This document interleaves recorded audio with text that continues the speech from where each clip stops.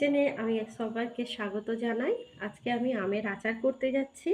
তার জন্যে আমি আমের ১ কিলো আম নিয়েছি, যেটা একদিন আমি রোদে শুকনো করে নিয়েছি একটু হলুদ মাখিয়ে। আর ১ কিলো নিয়েছি আখি গুড়, এখানে অল্প পরিমাণে সরিষার তেল, এখানে ৫ ফোড়ন, শুকনো লঙ্কা, আর এখানে ৪ রকমের মশলা আছে: শুকনো লঙ্কা, মোটা মৌরি, জিরে আর মেথি। এটাকে আমি কাঠকলায় ভেজে গুঁড়ো করে নিয়েছি। চলুন এখন আমের আচার তৈরি করতে যাচ্ছি। আমি সহজ পদ্ধতিতে কেমনভাবে আমের আচার করি তা আপনাদের দেখাই। প্রথমে কড়ার মধ্যে আমি তেল দিলাম। তেলটাকে একটু গরম হতে দেব।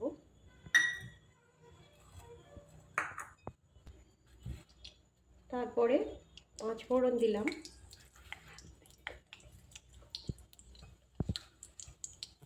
পাঁচ ফোড়নটাকে একটু ভাজা ভাজা হতে দেব এবং শুকনো লঙ্কা দিলাম। এবার এটাকে নাড়তে থাকবো।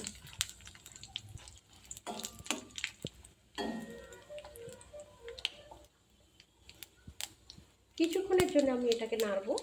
যখন লঙ্কাটার গায়ে একটু কালার আসবে আর ৫ ফোড়ন থেকে একটু সুন্দর গন্ধ, মিষ্টি গন্ধ বেরোবে, তখন এর মধ্যে আমি আমটাকে দেবো।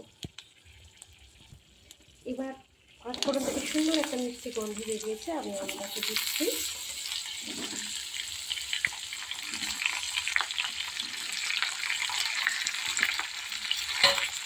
একটু নাড়বো।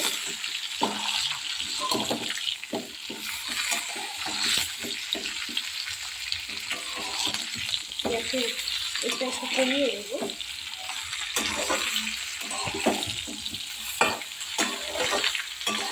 গ্যাসের জালটা একটু কমিয়ে দিয়ে আমরা নাড়বো, যাতে না ৫ ফোড়নটা পুড়ে যায় বা পুড়ে যায়। বেশি আমটাকে ভাজবো না, অল্প পরিমাণে ভাজবো।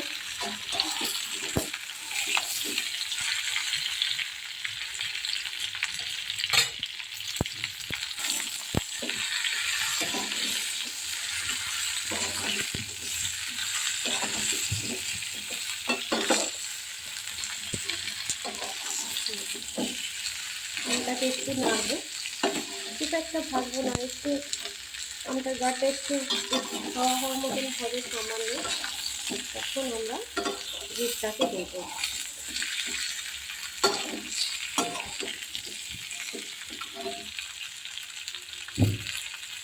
লক্ষ্য রাখতে হবে আমগুলো যেন না পড়ে যায় বা কমে যায়, আমরা এই দিকটা একটু খেয়াল রাখবো।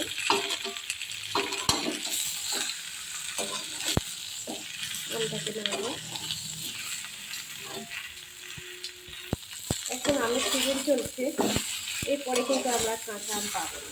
এখনই আমরা কাঁচা আম পাবো, এরপরে কিন্তু আম সব পেকে যাবে, তখন আমরা পাবো না। তাই এখন আমাদের আচার যা কিছু করে রাখতে হবে। তাই এখন আমি গুড় দেবো আমের মধ্যে, আখি গুড়টা।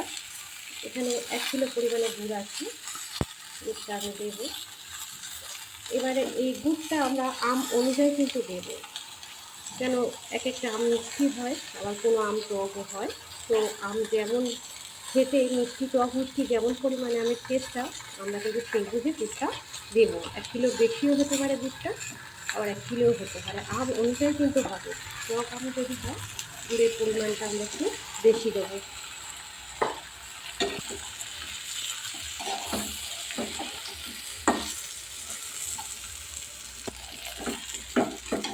একটু একটু আমি অল্প পরিমাণে এর মধ্যে একটু জল দিয়ে দেবো। দুধটা মধ্যে দেখতে হবে দুধটা যেন নিচের দিকটা ধরে না যায় বা পড়ে না যায়, তাহলে কিন্তু এই আমের আচারটা কিন্তু তিতো হয়ে যাবে। এটা আমরা লক্ষ্য রাখবো। আঁচটাকে কমিয়ে একদম লোতে দিয়ে আমরা করার চেষ্টা করবো।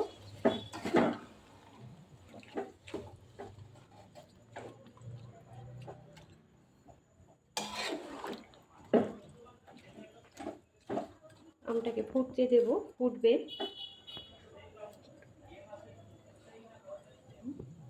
জলটা দিলাম, দিয়ে কিন্তু এবার আমি একটু গ্যাসটাকে বাড়িয়ে নিয়েছি। দেখতে হবে আমের এই জলটা যেন আমরা আমটাকে শুকনো, মানে এই গুড়টাকে যেন না খুব শুকনো করে ফেলি। তাহলে কিন্তু আমের আচারটা একদম চিটে চিটে মতন হয়ে যাবে, ভালো লাগবে না। একটু আমটা রসো রসো থাকবে, তেমনভাবে আমাদের আচারটা করতে হবে। এই আচার করলে খেতে খুব ভালো লাগে, বর্ষার সময় তো খুবই ভালো লাগে। ভাত পাতে খেতে পারেন বা এমনি আপনি বসেও খেতে পারেন, খুব ভালো লাগে যদি একটু করে রাখা যায়। আচারটাকে আমরা ফুটতে দেব।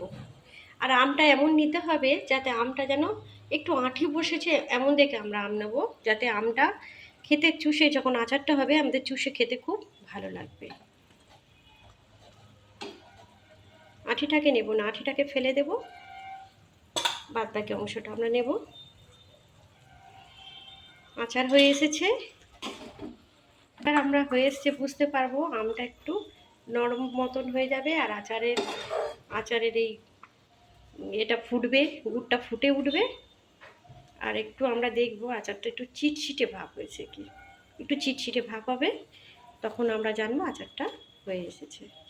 এবার নামাবার আগে আমরা একটু যে মশলাটা আমি করে রেখেছিলাম, জিরে গুঁড়ো,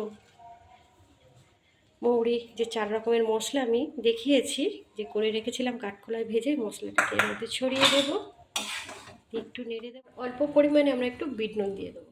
দেখুন কত সুন্দর একটা আমের আচারের কালার এসেছে। আচার কিন্তু আমার একদম পুরোপুরি হয়ে গেছে।